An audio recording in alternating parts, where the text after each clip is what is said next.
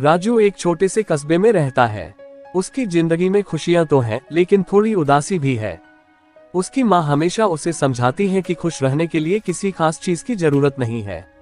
राजू और उसकी दोस्त सीमा हमेशा हंसी मजाक में रहते हैं, लेकिन राजू का मन हमेशा कुछ नया करने की चाहत में लगा रहता है। एक दिन चाचा हंसराज ने राजू को बताया कि कस्बे में एक पुरानी हवेली है जिसमें खजाना छुपा है। राजू को ये सुनकर तुरंत उत्साह आ जाता है।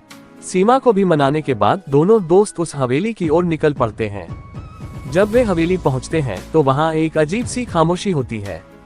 हवेली की दीवारों पर अजीब से चित्र बने हैं और फर्श पर धूल की परत जमी हुई है।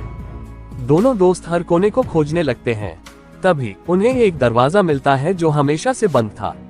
राजू उस दरवाजे को खोलने की कोशिश करता है, लेकिन वह नहीं खुलता। सीमा ने मजाक करते हुए कहा, शायद इसे खोलने के लिए खुशियों की चाबी चाहिए। राजू ने कहा, क्या हम खुशियों की चाबी बना सकते हैं? और दोनों ने फिर से हंसी मजाक शुरू कर दिया। लेकिन राजू की सोचने की शक्ति अब चाक चौबंद हो गई थी। राजू और सीमा अपने अपने तरीके से खुशियों की चाबी बनाने की कोशिश करते हैं। सीमा अपने विचारों को साझा करती है कि खुशियों का मतलब क्या होता है, और राजू अपनी खुद की खुशियों के पल याद करता है। जैसे ही दोनों बातचीत करते हैं, उन्हें अपनी छोटी छोटी खुशियों का एहसास होता है। राजू कहता है, मुझे खुशी तब मिलती है जब मैं अपनी माँ के साथ होता हूँ और वो मेरी पसंदीदा दाल चावल बनाती है। सीमा हंसते हुए कहती है, और मुझे तब खुशी मिलती है जब तुम अपने बेवकूफी भरे मजाक करते हो। इस तरह उनकी बातचीत में हास्य और संवेदनाएं दोनों ही पाई जाती हैं।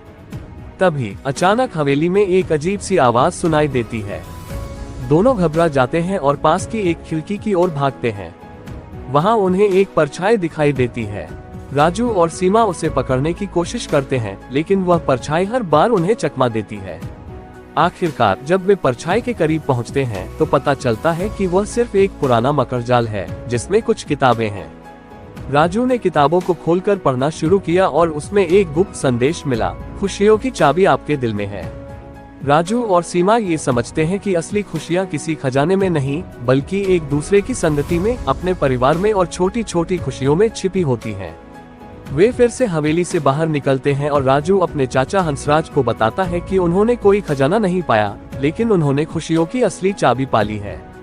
कहानी का अंत हंसी खुशी के साथ होता है, जहाँ सभी पात्र एक साथ मिलकर अपनी अपनी खुशियों का जश्न मनाते हैं।